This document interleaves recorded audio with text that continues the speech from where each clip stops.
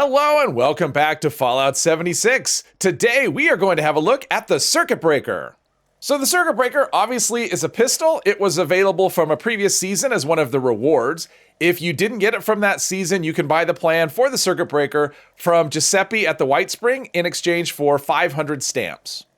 So the effects on the Circuit Breaker, it is anti-armor, has 15% faster reload. The last shot in the magazine will do extra energy damage to the target, and it also has an area of effect damage to targets within 50 feet, and it will stun those enemies as well. And there is a cooldown on that stun, so once every 10 seconds. So once they're stunned, you have to wait 10 more seconds before they're able to be stunned again. So this is based on the 10mm pistol, however, it does have fewer mods. For example, you cannot put a suppressor on it, and it has no automatic option. It also uses energy rounds instead of 10mm rounds. Now we have the ammo capacity at 8. It does have an option for a larger magazine, but because of that last shot effect, you don't want to increase the magazine size because, that is part of the appeal of the weapon, is that last shot effect. So this does benefit from the science cards. It is considered an energy weapon. So with all the science perks equipped and Bloody Mess, we're showing a damage number of 93 in the Pip-Boy. And if you compare that to a 10mm pistol, I have this modded with the exact same mods as the Circuit Breaker. You can see the damage is only 52. So the Circuit Breaker does almost double the damage of a 10mm pistol, at least in the Pip-Boy. So like I said, we do have all of the science perks at maximum rank, so that'll be extra 30% damage. So I have all the Gunslinger and Gorilla perks at maximum level except Gorilla, which is only at rank 2 because I only have 15 points available. And we'll do critical hits whenever possible, so I have Critical Savvy and Better Criticals. So as far as mutations, these are the ones I'm running. Eagle Eyes is the most important for that extra critical damage. And for food, Blight Soup is the important one here for extra critical damage.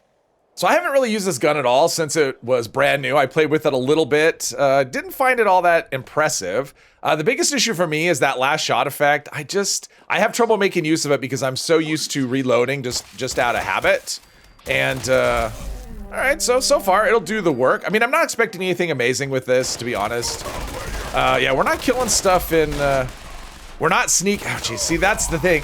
Darn it. I keep reloading. That is the biggest issue for me, is just the reloading out of habit. And there we go. Okay, so we got to reload there. That wasn't me.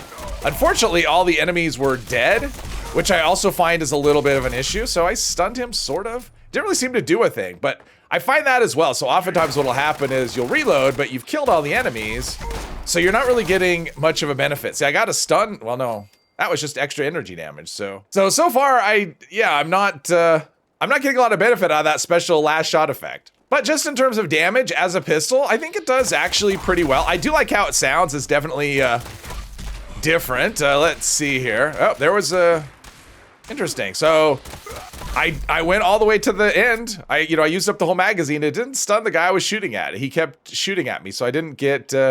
That could be server lag or something. I don't know. It didn't do anything for me. So even though it's based on the 10mm pistol, in my head, I think I'm comparing this more to the Crusader, because if I run a 10mm pistol, I tend to run it as an automatic. I mean, as a semi-automatic, the Crusader just does more damage. So that's what I'm going to go with if I'm going to do a semi-automatic option. So that's kind of the comparison I'm going to make. And Crusader has some advantages. It has, so the stun effect, did it actually, so this one's stunned. So it seems like it stuns the other enemies, but this guy kept attacking me, I think. So yeah. But the Crusader pistol does have the advantage of you can suppress it, right? And that's, I mean, that's kind of a big advantage. Plus, you're not really relying on I mean, this can hold more ammo too, so that's really not a comparison. But yeah, the last shot, I mean, we got a reload, but we were already, let's see, he's gonna explode. We got a reload, but the enemy was already dead, so there was nothing to stun. And that's kind of the issue that I remember from before when I tested this when it was brand new, is that something was shooting me, is that I would kill stuff and then I get the last shot effect, which wasn't super useful. So you're basically using this as, I mean, the main evaluation is anti-armor and faster reload. So we can't change the effects on it. We can't add, I mean, it's not actually legendary, so there's not really stars to, see, I got to reload there, but I guess the enemies were too far away to be stunned. So, I mean, it's not really legendary. So, I mean, you could take almost dead there. You could take a 10mm pistol, and put it as an automatic. Whoops. Or you could use a Crusader pistol, and either one of those you can kind of customize and even put a 4th star on it. So they do have an advantage. You're not worrying about, okay, make sure I run it till the end and only reload. Basically, never do a manual reload, just do automatic reloads, which is a lot to think about when you're just fighting stuff and relying on a fact that it doesn't really seem to do much. Even when it triggers, it doesn't, whoops, all right. Thruster, there we go. Oh, that's not a thruster, whatever. It all works. See, and I got a stun effect, but the enemy was dead, and is this one? He's stunned. All right. We finally got an enemy that was stunned. There you go. So one spot where I actually think this could be okay would be at an event. You know, if you're at something like, say, Moonshine Jamboree or just any kind of an event that has a lot of enemies at it.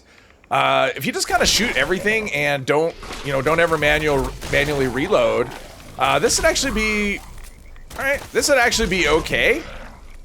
Because it would be good as, for tagging enemies. So I think there are use cases for it, and the damage feels okay. It doesn't feel spectacular, but it feels decent. I mean, it definitely feels usable. I'm killing stuff rather easily. I'm not one-shotting them. This is not it's not a Western revolver, but stuff is dying, it's taking a few shots. There we go. And this one's stunned, so there's the stun effect. But again, there's the stun immunity because it's been less than 10 seconds. All right, let's see some regular Mirelurk should be okay. What about a king? I have 1 round left, so let's see what happens. And he's stunned, which gives me enough time to kill him. And then I did a manual reload there. That was my fault. So the stun effect does have use. It requires a lot of, I don't know, mental effort to, kind of paying attention to, let's see, that was last round. So no stun. Well, I think I stunned something, maybe. No, maybe not. There's nothing to stun, so yes. I'm not sure if this will work on like a bigger thing, like a Mirelurk Queen. We're going to find out shortly here. I have 1 shot, so never mind. And there we go. I had 1 shot, so we'll leave 5 rounds and get a Mirelurk Queen out here and then see if we can stun. I don't really actually know if enemy size or toughness has anything to do, if everything is stunnable. I'm assuming that boss enemies are kind of immune, but I don't actually know that. Let's let them get close, because we are running those Gunslinger Gorilla perks, so we want the close-up damage whenever possible. And looks like she's stunned. All right, I like that. So if we can shoot really quickly. So we got a bunch of shots in, so actually pretty useful, I would say, in that case. Because they are a rather dangerous enemy, can spew with poison and whatever. So in that case, I would say it was a bit helpful. The downside is I'm using a weapon that does, probably less damage than other options. And I just could have killed her quicker rather than worrying about a stun mechanic. So I'm assuming that since I can stun a Mirelurk Queen, I could stun a Scorch Beast, assuming they're within stun range. So that's always the, so basically I need him to land. Let's see, that one's stunned. And that one is, I think I would like this better if the stun didn't have a cooldown, right? Like that would be, like the Electrician's effect, there's a 4-star legendary effect, basically does the same thing, but it doesn't have a cooldown, so you can stun enemies over and over again. Oh, okay, it looks like she might have been stunned. She was flying in place for a second, so it would be more fun if it knocked her out of the sky. Let's see, trying to... are they stunned? Yeah, stunned, it looks like, maybe. I mean, it stopped, it was flying in place, and so it looks like the stun actually works. Obviously, the enemies are too far away. I'm not getting the benefit of close-up damage, but this is actually doing okay. I was expecting a lot of pain and unpleasantness, and so far, it's, this is not a stressful fight at all. So yeah, that actually went pretty well. So overall, I would say it's not amazing, but it's actually a decent little gun. It performed a lot better than I expected. The stun effect is something that I would have to get used to, but once you get used to not reloading by yourself, or on your own rather, I mean, I stunned a Mirelurk Queen, which is a little bit helpful, stunned a Scorch Beast, which is pretty cool, and the damage is actually pretty decent. And in terms of looks, I think it's pretty tough to beat. Hopefully you've enjoyed this video. If you have, please hit one of the buttons, and I hope you'll join me in the next one. Thank you very much.